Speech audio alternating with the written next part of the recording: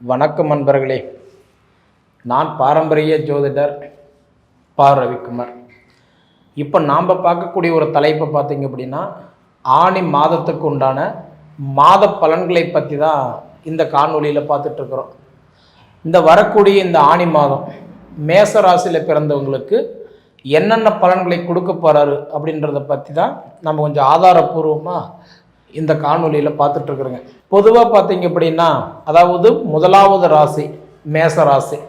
இந்த மேச ராசிக்காகப்பட்டது சொல்லணும் அப்படின்னா, அதாவது மங்களக்காரகன் அப்படின்னு சொல்லக்கூடிய செவ்வாய் பகவான் தான் மேச ராசிக்கு அதிபதியாக இருக்கிறார். பொதுவாக பார்த்தீங்கன்னா மேச ராசிக்காரங்களை பொறுத்த வரைக்கும் சிந்திக்கக்கூடிய ஒரு தன்மை நிறைய இருக்கக்கூடியவங்க யாருன்னா மேச ராசிக்காரங்க தான். ஏன்னா நிறைய யோசிப்பீங்க. அதாவது ஏன்னா நமக்கு முதல் ராசி இல்லையா, 12 ராசியில் முதலாவது ராசி தான் இந்த மேச ராசி. சிந்திக்கக்கூடிய திறன் அதிகமாக இருக்கக்கூடிய ராசி வந்து மேச ராசி.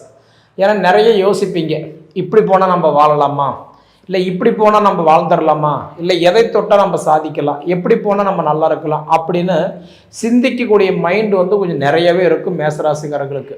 ஆனால் அப்படி இருந்தால் கூட இந்த காலகட்டத்தை வரைக்குமே, அதாவது எப்படி இருக்கீங்க அப்படின்னா, சிந்திக்கிறீங்க, யோசிக்கிறீங்க. ஆனால் உங்களுடைய மைண்ட் எல்லாம் மற்றவங்களுக்கு நல்லா இருக்குன்னு சொல்லாமல் தவிர தனக்கு ஒரு பாதகமாக தான் இருக்கக்கூடிய நேரம். இது என்ன காரணம் அப்படின்னு பார்த்தீங்கன்னா, இப்போ 100% பார்த்தீங்க அப்படின்னா மேச ராசிக்கு வந்து, அதாவது 7 சனியில் வந்து இப்போ வந்து விரைய சனி அப்படின்றது ஆரம்பமாக இருக்கிறதுனால அதாவது மண்ணை தொட்டாலும் நஷ்டம், மனையை தொட்டால் நஷ்டம், பொண்ணை தொட்டால் நஷ்டம், பொருளை தொட்டால் நஷ்டம். ஏன்னா இந்த 7 சனியில் பொறுத்த வரைக்கும் மேசராசிக்காரங்களை பொறுத்த வரைக்குமே கொஞ்சம் அமைதியாக பொறுமையாக செயல்படக்கூடிய ஒரு நேரம் இந்த நேரம். ஏன்னா இன்றைக்கி எந்த ரூபத்தில் போனாலுமே, ஏன்னா 7 சனி ஒன்று இருக்கிறதுனால கண்டிப்பாக உங்களுக்கு வந்து கிட்டத்தட்ட தொட்டக்காரிகள் எல்லாமே உங்கள் சுயஜாதகம் நல்லா இருந்துருச்சுன்னு வச்சுக்கோங்களேன், கண்டிப்பாக அது உங்களுக்கு சாதகமாக இருக்கும்.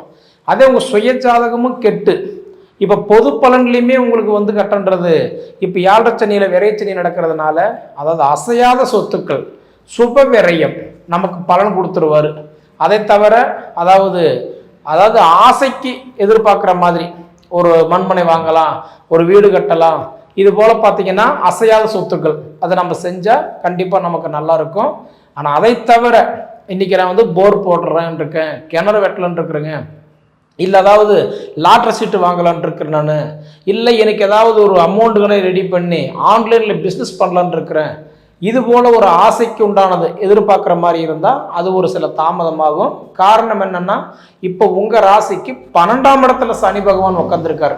அப்போ 12ஆம் இடத்துல சனி பகவான் உட்காரும்போது நமக்கு கொஞ்சம் பாதகமான ஒரு நிலைமையை தான் கண்டிப்பாக கொடுத்துட்ருப்பார். அதே சமயத்தில் பார்த்தீங்கன்னா உங்கள் ராசிக்கு அதிபதி செவ்வாய் பகவான் அப்படின்னு பார்த்தீங்கன்னா இப்போ உங்களுக்கு 5ஆம் இடத்துல உட்காந்துருக்கிறாரு. எங்கே? புத்திரஸ்தானத்தில் உட்காந்துருக்கிறாரு.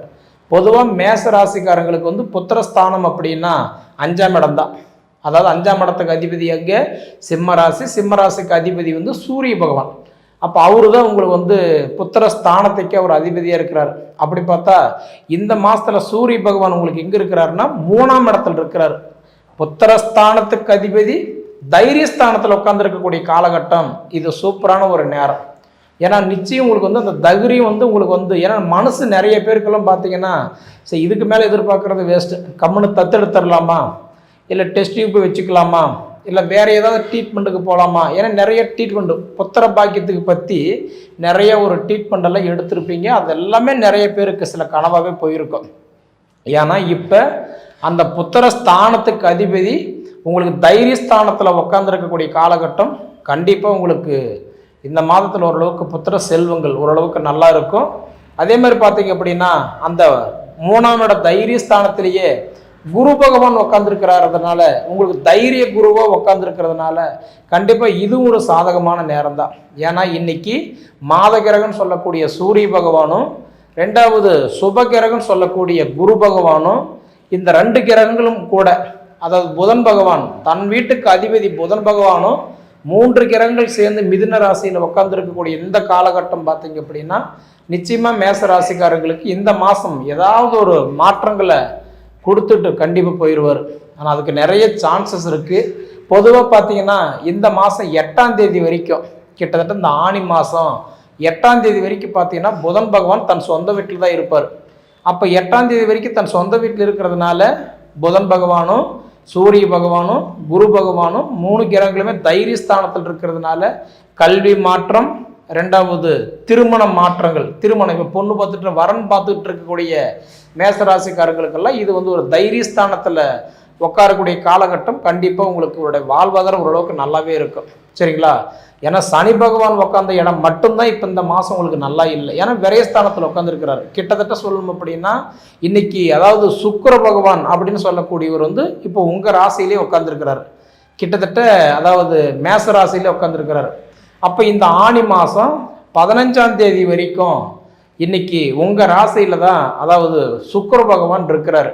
அப்போ சுக்கிர பகவான் உங்கள் ராசியில் 15 தேதி வரைக்கும் இருக்கிறதுனால கண்டிப்பாக உங்களுக்கு எப்படி சொல்கிறது அப்படின்னா நிறைய பேருக்கு வந்து ஆசைகள் தூண்டும்.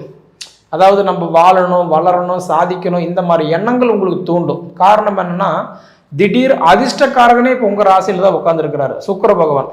அப்படி உட்காந்துருக்கக்கூடிய காலகட்டம் பார்த்தீங்கன்னா நிச்சயமாக இந்த மாதம் 15ஆம் தேதி வரைக்குமே உங்களுக்கு அந்த மாதிரி ஒரு எதிர்பார்ப்புகள் நிறைய இருக்கும். 15ஆம் தேதிக்கு மேலே பார்த்தீங்க அப்படின்னா உங்களுக்கு 32, ஏன்னா இந்த ஆணி மாதம் தேதி வந்து 32. அப்படி பார்த்தீங்கன்னா 15க்கு மேலே 32 தேதி வரைக்கும் பார்த்தீங்கன்னா அப்போ இந்த மாதத்தில் போய் அந்த சுக்கிர பகவான் தன் சொந்த வீட்டுக்கு போயிடுவார், குடும்பஸ்தானத்துக்கு போயிடுவார். அப்படி போயிட்டாருன்னு வச்சுக்கோங்களேன். அப்போ உங்களுக்கு ஓரளவுக்கு நீங்கள் இந்த 15 தேதிக்கு மேலே சொல்கிறேன், அப்போ நீங்கள் அந்த ஒரு சின்ன சின்ன எதிர்பார்ப்பு இருக்கும் பார்த்தீங்களா, அந்த எதிர்பார்ப்பு கண்டிப்பாக உங்களுக்கு ஓரளவுக்கு நல்லா இருக்கும். மனைவி சார்ந்த ஒரு விஷயம், அதாவது படிப்பு சார்ந்த ஒரு விஷயம், ஏதாவது ஒரு காரியம் பண்ணலாம், புதுசாக ஆரம்பிக்கலாம், இந்த மாதிரி ஒரு எதிர்பார்ப்பெல்லாம் உங்களுக்கு 15 தேதிக்கு மேலே கண்டிப்பாக உங்களுக்கு நல்லா இருக்கும். எப்படி பார்த்தாலுமே இப்போ உங்களுக்கு வந்து பார்த்தீங்கன்னா விரைய சனியாக இருக்கிறதுனால 70% இப்போ கவனமாக இருக்கணும்.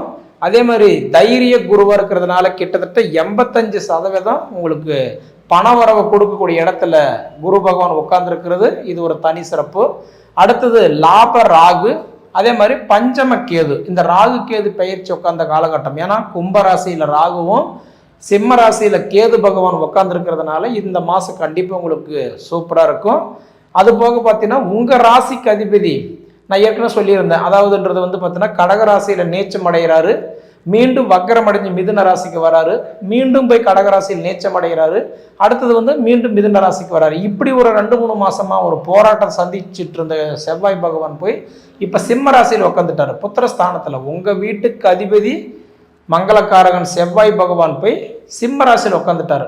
அப்போ இந்த மாதம் முழுக்க முழுக்க பார்த்தீங்கன்னா குழந்தை பாக்கியத்துக்கு நல்லா இருக்கும்.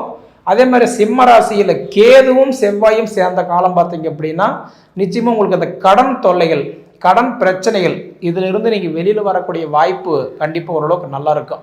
கிட்டத்தட்ட சொல்லணும் அப்படின்னா உங்களுக்கு செவ்வாய் போய் 5ஆம் இடத்துல உட்கார்ந்தது கண்டிப்பாக இந்த பூர்வ புண்ணியத்துக்கெல்லாம் நிறைய மாற்றங்களை கொடுத்துருவார். அதுக்கு ஒரு நல்ல வாய்ப்பு உண்டு. அதே மாதிரி பார்த்துட்டிங்கன்னா இன்றைக்கி தைரியஸ்தானத்தில் போய் குரு பகவான் உட்காந்ததுனால நிச்சயமாக உங்களுக்கு வந்து 7.5 சனியிலேயே விரைச்சனி இருந்தால் கூட ஆனால் மற்ற கிரகங்கள் எல்லாமே உங்களுக்கு சப்போர்ட் பண்ணக்கூடிய இடத்துல இருக்கிறாரு. ஏன்னா சனி பகவான் மட்டும்தான் சரியில்லை. அடுத்தது பார்த்தா சூரியன் தைரியஸ்தானத்தில் உட்காந்துருக்கிறாரு, குரு பகவான் தைரியஸ்தானத்தில் உட்காந்துருக்கிறாரு, புதன் பகவான் 3ஆம் இடம் அவரும் தைரியஸ்தானத்தில் உட்காந்துருக்கிறாரு, செவ்வாய் புத்திரஸ்தானத்தில் உட்காந்துருக்கிறாரு. இப்படி உட்காந்த காலகட்டம் கண்டிப்பாக இந்த மாதம் உங்களோட வாழ்வாதாரம் நல்லாவே இருக்கும். சரிங்களா? சரி நேயர்களே, உங்கள் பொன்னான நேரத்தை ஒதுக்கி இவ்வளவு நேரம் என்னோட காணொலி நீங்கள் முழுமையாக பார்த்ததுக்கு மனசிலிருந்து கேட்டுக்கிறேனுங்க. நன்றி.